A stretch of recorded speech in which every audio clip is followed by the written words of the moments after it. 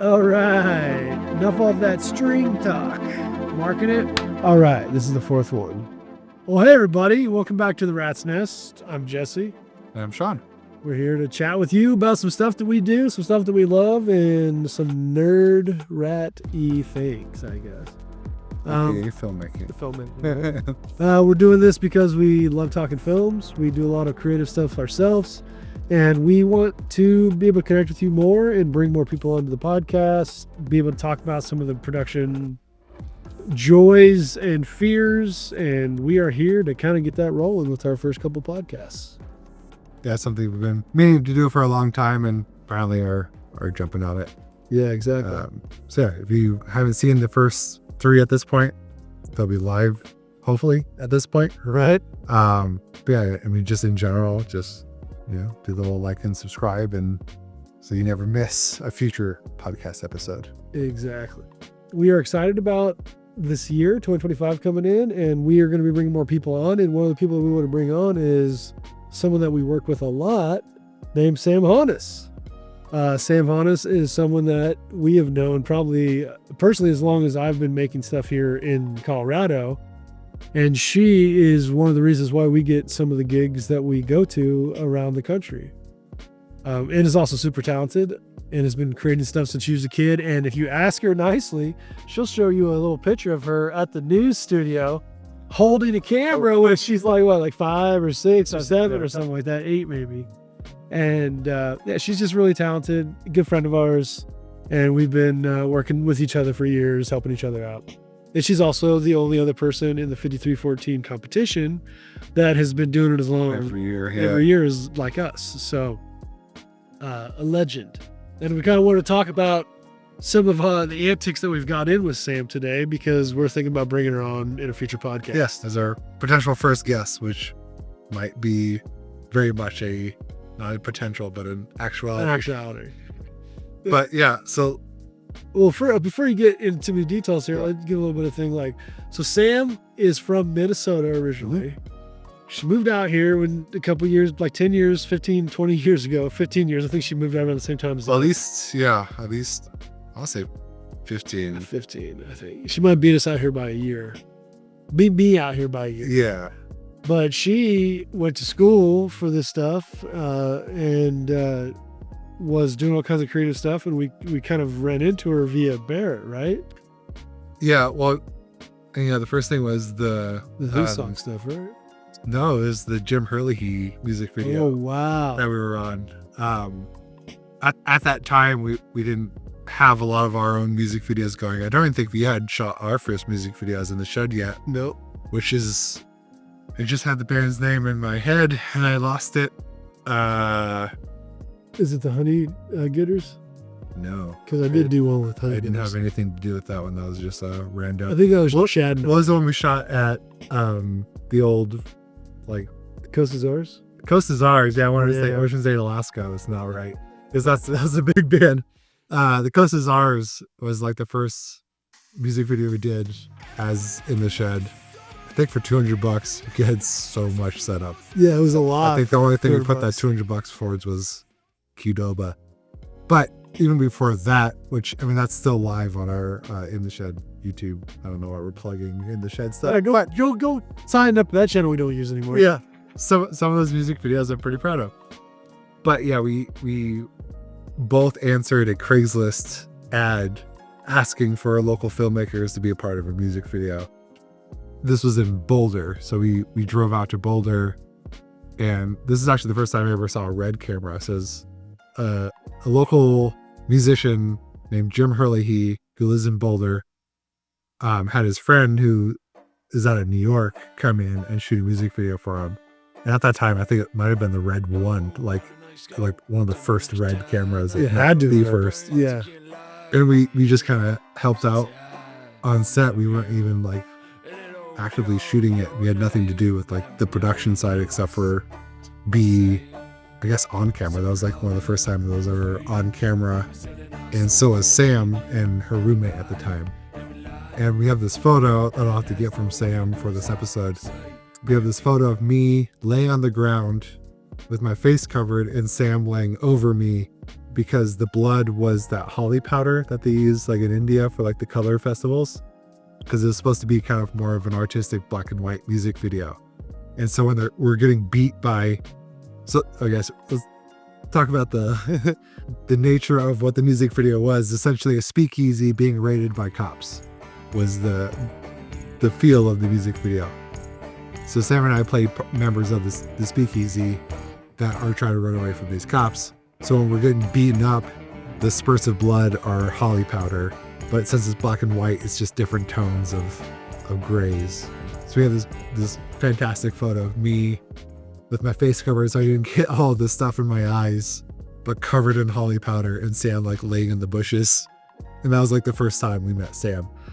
After talking with Sam, found out that she lived less than a mile away from where we started, which, talking about in the shed, we literally started in a shed off of Prospect and like LeMay. There's a one-car garage in the back of where Bear was staying at this point, but it was largely empty, and that was where we was. I think a little bit shooting horse some too. stuff. No, it's literally like It's hard. right. So we're off Prospect and LeMay now, where I live. It's literally one block. Oh, is it really? Yeah. We walk by it every time we walk Miller. You're like, hey. So we started there, but then we found out that Sam literally lived like up the street off of Prospect. Yeah, from there it was just kind of we would help shoot music videos for her for like Wasteland Hop down in the Gallery Underground that Tommaso owned. We shot like Aspen Hourglass music videos with Sam, largely just kind of being either extras or just helping produce. But yeah, Sam was always doing like random stuff around town and still does. That's the beginnings of our blossoming relationship with Sam Hanus. Such an echo of time. And then there was the shipwreck video that came not too long after that for In the Shed. And I didn't fully join it. That was my first shoot with you guys on Within the Shed, was the shipwreck video. Yeah, like Chasing Addiction. Yeah, Chasing Which I'm still like, that's like a pretty solid music video. Good. Still good video. Where we did. A lot of that was shot on like the original Canon 7D. Yeah. Which is at my house right now. Yeah. Yeah, we're still around. But I remember shooting that video and being like, oh, shoot, this is the future. Mostly because I was running lights. I think I'd rigged all the lighting for that. Yeah, yeah. And then I was running lights with like it was like all of the cords had buttons on them. So it wasn't a switchboard. So I had like 7 cords in my hand and I was just running through them all with my thumbs. And I had like Shad or somebody help me out too. Yeah, if you look closely enough, I think they're in the background. Yeah. Of a couple of the shots in the barn. Yeah, definitely. I think like through that progress of meeting Sam and knowing her, that's when the V-Song stuff started, right? And that took us out to California, where we stayed in your grandma's house right in Laguna Beach, which is the first time I'd been to California. I remember. Yeah, thanks. I was like, holy cow, this is California? Dope! Laguna Beach? This place rules. Yeah, because the V-Song stuff came through someone that Barrett had met while living in Korea. Yeah. That was doing these productions. And so Barrett and I went and met up with Sonny, and I forget the other guy's name, doesn't really matter. And I was dressed like a button up with a fedora. I used to wear fedoras at the time. Sean used to wear fedoras, guys. I had skinny jeans, and I showed up real nice. And they almost turned us down because I looked like the stoner, where Barrett showed up in like a fleece, torn jeans, and flip-flops, and like his hair messed up. I was like, I look like the stoner, and you almost missed this gig, which in hindsight might have been better. Honestly, it was a pretty tough gig. Yeah, so we got this shoot, and it was like something like 1,500, 1,600 short films that needed to be shot in 3 months for $30,000, which is nothing for this kind of level. And a lot of it, and we had to find a place to stay at, right? It wasn't paid for, which is why we stayed at grandma's house. Well, a lot of it was like they want summertime activities as like part of their curriculum. So you're like, because it's for English education, and a lot of the stuff was going to be taken from our short films and put into textbooks. Yep. So they wanted, like, if they're talking about mountain biking, they want to see us in the mountains on a bike. Yep. And we're talking about enjoying the sun, and it's like January in Colorado. Colorado. And that's just not going to work. We flew we actually drove 5 of us in one car to my grandma's house and took over her house for a month and shot, I don't know, probably not. I know I was editing like 200 10 or a day. 300, I was editing 10 a day. But yeah, we just hired like local talent, but they're all kids, so we could only shoot for a certain amount of time every day. Yeah, it just ended up being this huge undertaking. So we brought in people like Sam on it to help with the production of so many short films. And she got the Hawaii shoot though, right? Yeah, she ended up moving on with Junior Reporter, which is another thing that the V-Song guys were doing, and got to hang out in fucking Hawaii for like a few weeks or something like that. And she'll have more to say about that because that actually comes up a lot still in our conversations. But overall, yeah, it just ended up being like that many short films. So you're talking under a minute, so like YouTube shorts, editing 10 to 15 a day, and each of those would have 2, 3, maybe sometimes 6 versions. Yep. Depending, because like a lot depending on how they were because it was English language teaching. Yeah, so if they said something wrong, we'd have to like edit around it, or if they had acne, we'd have to. I remember spending so much time in After Effects, like on this painting one kid's face. Yeah, made it like a acne. melted faced person. Yeah, They're like, this person looks like a freak. You need to change his zits, and you're like, no problem. And then you did the like, this person looks like a freak. yeah, they look like a Snapchat filter. Because the V-Song shoots were for Korean, schooling, and in Korea there's a lot of hangups on how you look as a human.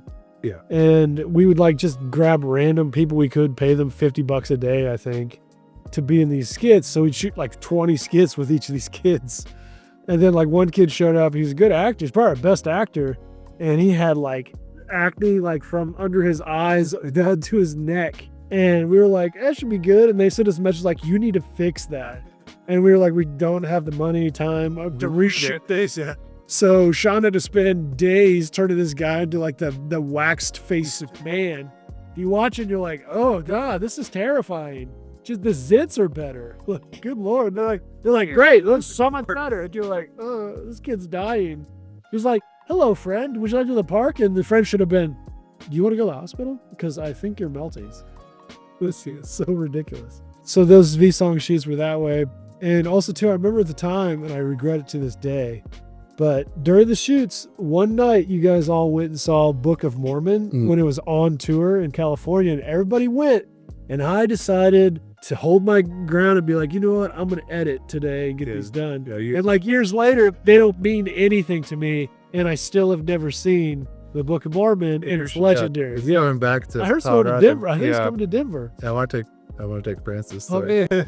Like seeing it on the front end of like its run would have been like one of those things that I would have been talking to this day. With the what was his name, Josh something that played Olaf in the Frozen movies, was the main guy. Yeah, whatever. Josh, or Josh, whatever. But yeah, it was just one of those like, I'm gonna take this work in. I'm gonna do instead. And now I'm like, oh man, I wish I were.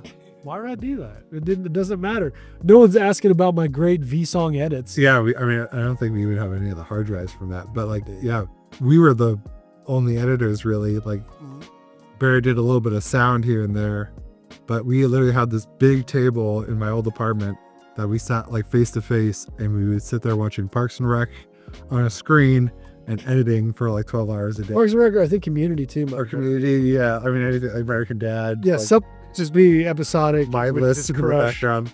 Yeah. I mean, I do those moments of us work. I think there was a New Year's Eve that year where we went out and partied, got drunk, and then like by 11:30 we had come back to continue editing. Probably. I remember there's a couple moments that I would sleep under the table some nights because there wasn't anywhere for me to sleep. Yeah. And that Marty was living there at that time too. Now Marty's married and in a house now. And here I am doing a podcast. But yeah, that's just V-Song things are legendary. Like, yeah, I mean, it's been over 10 years since we did that, and it's still almost every time I work with Sam, which is like every other week, it gets brought up at some point. V-Song stuff. Yeah, but in the silver lining of it all, we did international video work. For sure. $30K for as many videos as we did wasn't anything. It was It like paid for things. But at the time, like to give you guys reference, we were doing like music video shoots and stuff like that. Like for like we $100. Because it's ours, yeah. They gave us $200. There's 5 people in this band, or 4 people in this band, but they could only come up with $200, which is fine.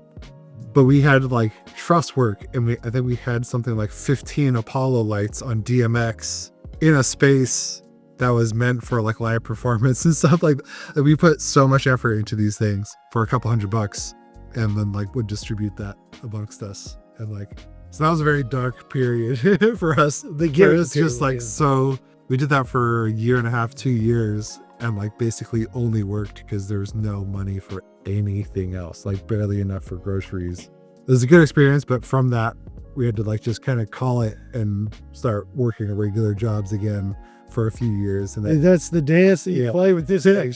I think I'd quit to go to California. I'd quit my window washing job. Yeah, which I went from that into window washing, which is kind of funny. Yeah, right. Did that for 8 years. And it's just like, trying to build a company and do it full time for the money you need to live is always such a hard game to play. And that's something we've been experimenting with for years. Well, and like no upfront investment Ever. and no money between us to even put, like, I was the one with the 7D and who shot everything on the 7D forever. And like, it was just the most basic, it's like shitty rigs.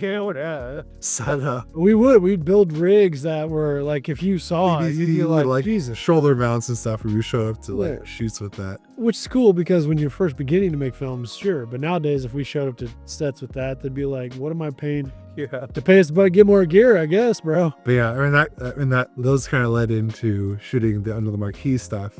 And that was basically, we traded ad space in the magazine to do these videos a couple times a month. But those are really fun because we got to meet a lot of like now really big artists. Yeah.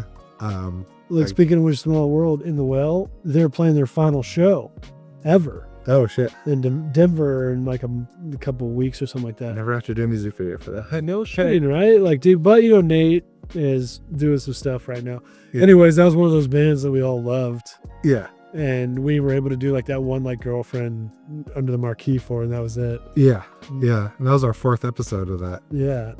In the Well, what a great band. And that's like a fun series. If you haven't seen it, which I don't expect you guys to have seen it, but it's like, I do. It's like shooting. You should have seen everything we've made before watching this podcast. Is shooting bands under the marquee of whatever venue that they were playing at that night. And we encouraged like a version of their song that they've never played before. So with the In the Whale one, Eric, the drummer, played on their merch suitcase. Yeah. While Nate played the guitar. And then like one of our other favorites was like Wire Faces, where Shane brought the cigarette butt thing as his hi-hat and then turned up a trash can upside down, and that was his snare drum, and he's also the lead singer. As an echo of that, we've randomly worked with Shane a few times. I'm going to go with the future, which is we worked with Dead Pioneers, but you also worked with Shane growing up as a musician. Yeah, well, yeah, he was he used to work. What's Shane's full name again? Shane Zweigart. I think Zweigart. Zweigart. It's Zweigart. Yeah, it's a unique last name. It's very unique. Least. But yeah, he used to work at the drum store that I bought and did all my drum stuff with. So I knew him from that, but he also was like the boyfriend of my best friend at the time, and still a very good friend. Sebi, his sister was Shane's girlfriend, and so he'd always be like at Sebi's house. And so like I've known Shane since like early high school. Yeah. And then just like randomly through like New West Fest, which is like a local festival we used to have, he'd be on stage and I'd be like, hey, can I help you like tear down drums? And he'd like bring me backstage and I'd tear down his drums for him. And then like we started doing video stuff, and then we'd like just periodically every once in a while like come across each other. Yeah, because he's just like, you guys are like both a session drummer. Yeah, he's in everybody's band kind of, but like he's one of those guys that's locally known, and then you'll be on there, and then it's like both you guys being there is just like this weird like, hey, we've been doing this for a long time, haven't we? Anyways, it ain't some music. We can film this. Yeah, exactly. That happens to me a lot in the Fort Collins scene, where I'll like go and see a band live and I'll be like, wait, I know the guitarist and I know the bassist. Like, oh, you guys were We shot like 75 episodes of Under the Marquee. Yeah, so and I guess there's a lot of bleed over. Well, and the reality of the Northern Colorado music scene is that a band gets to the point where they hit the ceiling and they either move away and get huge somewhere, or they kind of split up and start other bands, which is kind of the forever cycle of it. So then you'll go see a band that you've never heard of, and then you'll go and watch it, and you'll realize that half the band has been in other bands that you've seen before, which is a beautiful thing here, because that just means people are just constantly making art. And then we show up and like, oh, the guys that make videos are here. All right, cool. It's like, all right, it's just what we do. Yeah, so after all that, I mean, we didn't do a whole lot. I kind of even took a hiatus after V-Song, because I was just like so like broken apart by like what video I thought was going to be and what it ended up being. Yeah, right. And so Jesse continued and I kind of did my own thing, and then we got back together, and now we do a lot of work with Sam for a company called Insight. That's basically like a traveling documentary series. Yeah. So that's like super interesting, because you get to travel all over the US and just basically do like a how it's made, like by Discovery, for any and all and everything. Yeah. Like company wise. Anything. Yeah. It's a cool series, and you're able to travel a lot, but there are days where, especially with Sam and stuff, it's like we get on the plane, we go shoot, we go do 5 locations in a day, and then Get back on a plane and fly home, or you sleep because you're in a hotel and you can run around all day. Yeah. So you basically just like lay there in the dark for 5 hours, and then you get up and get on a plane and fly home. Yeah. Or like miss your connection on the way home. And like I've spent the night in Chicago O'Hare Airport a couple times now because I missed my connection coming from somewhere on the East Coast or Midwest. And that place kind of just shuts down around 9 o'clock. So it's like, we're done. So yeah, you're there like overnight with no food, or like all the restaurants are closed. They're like mad at you for charging your phone. You're like, I don't know what to do, bro. I live here now. Like, I moved here. Yeah, for the next 8 hours. All right. And I mean, I've been doing a lot of hotel work and stuff too, which is kind of you got to find the jobs that are consistent. And of course, we're trying to do creative stuff, which is, the end game of everybody that owns a camera. I don't know anybody that buys a camera and goes, I cannot wait to be the #1 commercial creator for the Super Bowl. I mean, there has to be someone out there that's like, all I want to do is that's you. Let us know. Yeah, bring it on our cast. Like someone who like watched a commercial when they were young and they were like, I want to make commercials. I could see that, because they were pretty cool when I was young. Sure. But now you barely see commercials. So like, where's the turnaround? Well, I think like we came in as like, we want to do creative. Oh, that's not productive. Oh, how do you make money off that? I guess you can. Yeah. Like, but it's like going back to our conversation in chat with like Tony Scott and stuff. Like, he did a lot of commercials. Yeah. And that paid him a lot. David Fincher. And then was able to do, but you're talking about 80s and 90s commercial pay? Yeah. That's real money. Where you could buy like a whole new camera rig. Or you buy a car, you buy a house. Nowadays, like, you want to shoot a commercial for me? I'll pay you $100 to shoot 50 of them. I'm like, what? I'll shoot a third of one. We need those by next week. Yeah, right. I'm gonna need those tomorrow. Is that good? But that's the nature of the beast of what we're getting into, with like CapCut being an easy, accessible like editing thing on your phone. Yeah, which is banned for 2 seconds. Yeah. TikTok was banned for not even a day. Nah, dude. But they're on a 75-day delay, whatever, dude. Political stuff. But like, you're sitting there going like, well, it's like I tried to get a gig for a guy that was a business owner out of Florida, and that's a funny thing about this whole like quick video world and trying to get jobs at it. Whenever you go to do commercial work, they have a company and they're just trying to get commercials out because they're buying ad space. End of the day, you go to help out a cat that's like got their own like TikTok or Instagram, and they're trying to use that to go viral to get more clients. You're basically on a time sprint to help them go viral, or they just cancel the whole thing. And I did that recently over the summer. Is I made like 200 videos in like 2 weeks to get this guy a post, and then he wasn't going viral fast enough, so he pulled the plug on the whole thing. I still got paid for each of those videos, but they're only $25 a piece. So you had to like, you could spend more than like 20 minutes on them. Yeah. Like, why would you do that for $25? It's crazy. Then you're sitting there going, now I don't have any of those jobs. Where's those $25 per edit? I'll do them all day. That's the weird dance we're in, because it's getting a lot easier to edit and produce, but because now in this world, which I'll argue with my teachers that I grew up with, that were like, you're chasing a career that's stupid, you shouldn't like do video. And you're like, well, nowadays that's like everyone needs video. Every needs video, and that's like, heck, someday we're not even gonna be reading anymore. We're gonna have like a library of movies about history. Yeah. So like videos are needed everywhere, but no one's willing to pay for it, but they need them. And now that AI is coming around and it's like showing us like that we need to like learn AI or get left in the dust and do videos cheaper, you don't get to like make that one thing every year or every 6 months like people used to do and then live off it until, oh, I'm almost out of funds, I'm going to do another thing. Yeah. Because if you did go off the radar for like a month, there's going to be like 50 people that are like, you need stuff, you know? I'll undercut everybody, you know? Yeah. We just did a shoot for this company called the Colorado Tent Company. It's like one of the oldest in the US for making like wax canvas tents. Yeah. And we had one of the like, so we usually have like someone that owns the company or works in the company be a part of the video, but then like a customer testimonial. And one of the guys that was the customer testimonial looks like a prospector, big beard. You can see him living out of one of these tents. Yeah. But he's been using them since he was a kid and still has his original one. But his dad was a big commercial and I think he worked on a couple feature films in Hollywood. And so this guy was actually a Steadicam operator in Hollywood, and he specialized in riding horses with a Steadicam. Oh, wow. But film cameras on Steadicam while riding horses. And just being able to... Yeah, so like he was talking all these stories, but he's like, yeah, my dad's company that I worked for, and eventually it kind of took over for, I think it was like 10 years that he kind of got out of it, just wanted to do something different. But every commercial that they shot, they bought a new camera. So that was part of the fee was buying a whole new film camera to shoot the next thing. So they ended up with like 30 or something cameras over the years. Yeah. And they would, you know, like the oldest ones they would get rid of or whatever. But yeah, you're saying that like the budget was that high where they just bought all new equipment every commercial. And then it's like, which things that we like, if you want to play the Boover game, like these cats did that. Now they have all the houses and now there's only like one site to rent from. Yeah. And there will never be that site because they cornered the market back in the day, you know?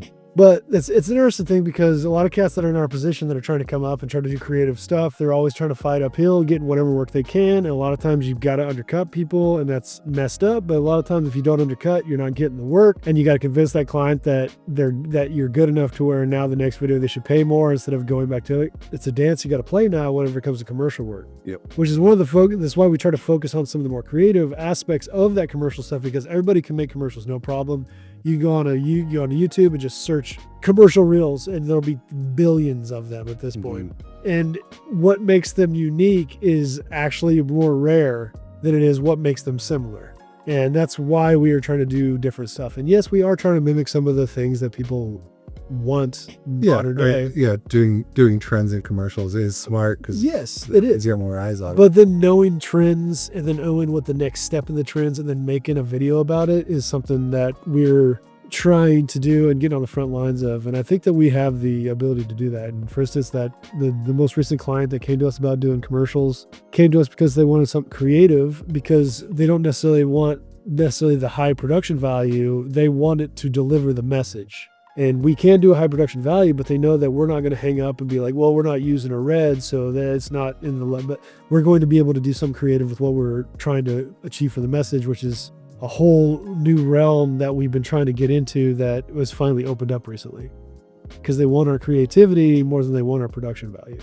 I think that's very important to where we're going. Yeah, absolutely. And someone like Sam, who is traveling all over the country and doesn't get a chance to do a lot of this. The world, really. Yeah, the world. She doesn't get to do creative stuff all the time, but when she does with these shoots, she does some like immaculate, amazing. You'd see it on Travel Channel, like PBS. You'd see it on Discovery Channel stuff. Absolutely. And that's the secret to all of this is whenever you want to become a creative or you want to buy a camera and create stuff, you want to do it beautifully. You're not just doing it because you want to make money as a commercial creative. There's like a hang up in it because you've got to sell your soul a little bit, but try not to sell it too much. Yeah. Because there are cats out there that might have became filmmakers and now they're commercial artists. Yeah, and that's where they started. Yeah, it's a rut that they're making money at, which it's like, the money's great and I can live my life, but are you now just making money? Yeah. Like every other job? Yeah, it becomes a job where, like having creative projects, it doesn't really feel like that. And then in the world we live in with schools and stuff and how it's been, it's like you're supposed to go to school to get into it, blah, blah, blah. Now that it's just like oversaturated with all these cats, how do you get into that world? what does it mean to become a creative in on a higher level, like and it's all about who you know now. And the only reason that people go to school now, in my opinion, especially in the film world, is because they're meeting professors and people in those communities that can help them get to the next level. Yeah, it's more about the networking than it is than the actual, like, how to use a camera. This is how you write. And that's the way it's always going to be in our career field. And knowing cats like Sam, who has helped us get other big projects that are traveling in the world, are great. And is one of the reasons why we would have bring her on and team up with more stuff, because she's a creative, we're a creative, she's getting work, she's giving us work. What's the next step for cats that have been doing it for 10 years? Do we become a production house where we do all those things together? Do we use that to move up the ladder? What does that mean? Like, those are the conversations you got to have once you start kind of feeling like you're hitting some kind of ceiling or a wall, really, Exactly. Yeah. And that's a whole other thing we can talk to Sam about, because I know she's got a lot of opinions on it. Oh yeah, a lot of insight, a lot of opinions. A lot of insight? Oh hey. Yeah, she's got a lot of insight. They were doing insight for 8 years. So. Yeah, 8 years, dude. Oh man. But I don't know, that was kind of a spin on, like, Sam Hanus. Yeah, some of the stuff that we've struggled commercial with. side. So yeah, it's like kind of a commercial thing. New thing. We really want to hear from you guys. Let us know what you want us to talk about. We're just going to come up with stuff to talk about until you tell us otherwise. But if there's anybody that you know locally in Colorado that would benefit from this or would like to come on the cast, someone that could fill in some of the insight that we've even expressed over the last couple episodes, we want to talk more about this. This is what we love. This is our passion. So help us get there. Help all of us get there, right? Yeah, and tell people about us. And Good. yeah, obviously the whole like and subscribe thing definitely helps us out. Yeah. To get the word out. But yeah, this is just kind of the start of a whole new thing and a whole new venture that we just haven't touched on yet. And I've had a blast today. Right, dude. Shooting stuff. So Let's just hopefully you guys had a good time too. Yeah, for sure. Especially on this live feed down here. Like we said, we're doing a live every time. So if you're seeing this post live, join us for our next live. Yeah, if you want to see the raw, uncut version. Yeah, come in, see us, and then ask us questions, because they'll probably end up in the podcast. Who knows, Thanks everybody for tuning in today. Thanks Beanzo for commenting and being there. Thanks Not Sure for being here. And thanks for everybody that tuned in, and we'll see you next time. All right. Cool.